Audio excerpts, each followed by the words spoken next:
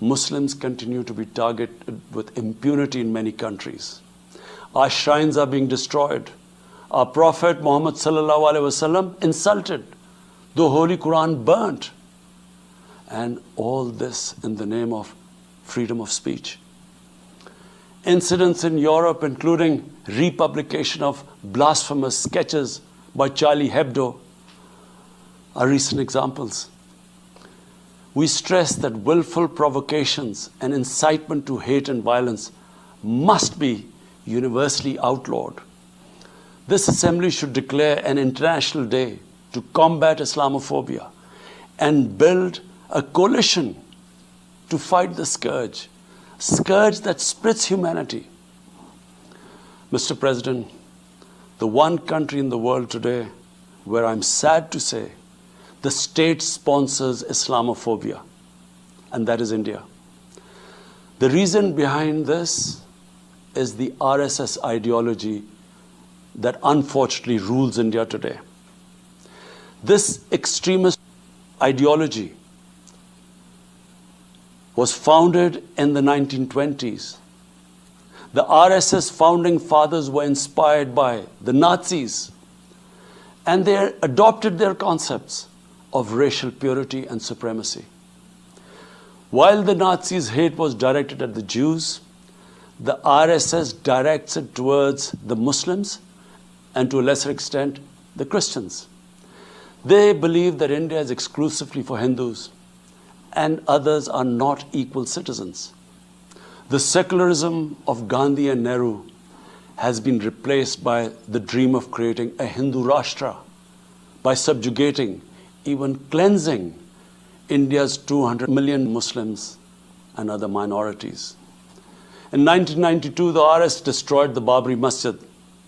In 2002, some 2,000 Muslims were slaughtered in Gujarat, and this was under the watch of Chief Minister Modi.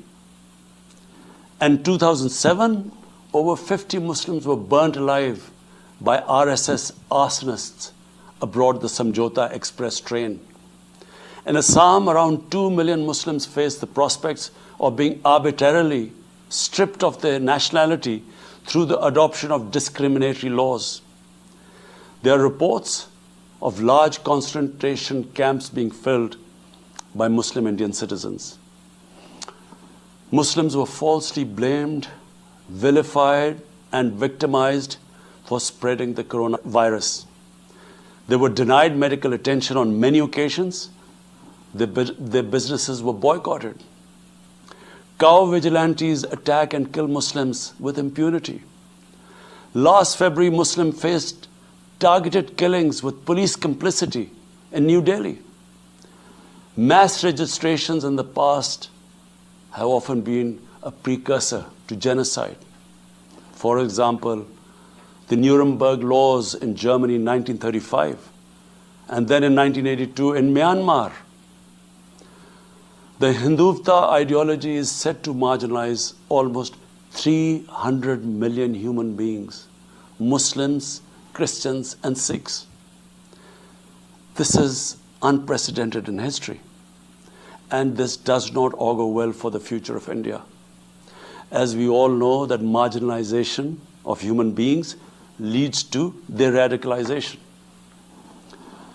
Mr. President, for over 72 years, India has illegally occupied Jammu and Kashmir against the wishes of the Kashmiri people and in blatant violation of the resolutions of the Security Council and indeed its own commitments to the people of Kashmir.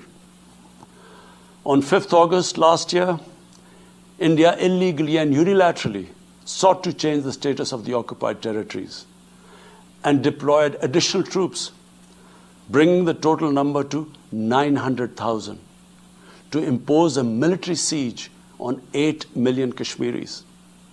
All Kashmiri political leaders were incarcerated. About 13,000 Kashmiri youth were abducted and thousands tortured. A complete curfew was imposed, accompanied by a total communications blackout. Indian occupation forces have used brute force, including pellet guns, against peaceful protesters, imposed collective punishments, including the destruction of entire neighborhoods, and extrajudicially murdered hundreds of innocent young Kashmiris in fake encounters, refusing even to hand over their bodies for burial. The Kashmiri media and those daring to raise their voice are being systematically harassed and intimidated through the use of draconian laws. All of this is well documented in the reports of the United Nations High Commissioner for Human Rights, communications from the Special Rapporteurs of Human Rights Council, statements from human rights and civil society organizations. The international community must investigate these grave violations and prosecute the Indian civil and military personnel involved in state terrorism and serious crimes against humanity being perpetrated, I'm sad to say, with complete impunity. The objective of this brutal campaign is to impose what the RSS BJP regime has itself called the final solution for Jammu and Kashmir. To this end, the military siege is being followed by moves to change the demographic structure of the occupied territory. This is an attempt to obliterate the distinct Kashmiri identity in order to effect the outcome of a plebiscite envisaged in the UN Security Council resolutions. This action is in violation of the UN Charter, Council resolutions, and international law, particularly the Fourth Geneva Convention. Changing demographic structure of occupied territory is a war crime. Mr. President, the brave Kashmiri people will never submit to Indian occupation and oppression. Their struggle is indigenous. They are fighting for a just cause, and generation after generation have laid down their lives to rid themselves of Indian occupation. The government and people of Pakistan are committed to standing by and supporting the Kashmiri brothers and sisters in the legitimate struggle for self-determination. Mr. President, in order to divert attention from its illegal actions and atrocities in Indian-occupied Jammu and Kashmir, India is playing a dangerous game of upping the military ante against Pakistan in a nuclearized environment. Despite constant Indian provocations and ceasefire violations along the line of control and the working boundary, targeting innocent civilians, Pakistan has exercised maximum restraint. We have consistently sensitized the world community about a false flag operation and another ill-conceived misadventure by India. My parents, Mr. President, were born in the colonial India, and I was the first generation that grew up in an independent Pakistan.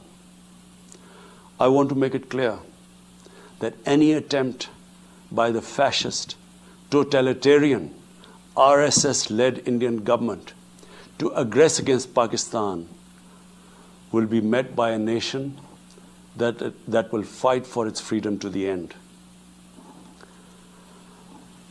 Mr. President, there will be no durable peace and stability in South Asia until the Jammu and Kashmir dispute is resolved on the basis of international legitimacy. Kashmir has been rightly described as a nuclear flashpoint. The Security Council must prevent a disaster conflict and secure the implementation of its own resolutions, as it did in the case of East Timor. The Council has considered the situation in Jammu and Kashmir 3 times in the past year. It must take appropriate enforcement actions. It must also take steps to protect the Kashmiris from an impending genocide by India. Pakistan has always called for a peaceful solution. To this end, India must ascend. To reach this end, India must ascend the measures it has instituted since 5th August 2019, end its military siege and other gross human rights violation, and agree to resolve the Jammu and Kashmir dispute in accordance with the relevant UN Security Council resolutions, and of course, the wishes of the people of Kashmir.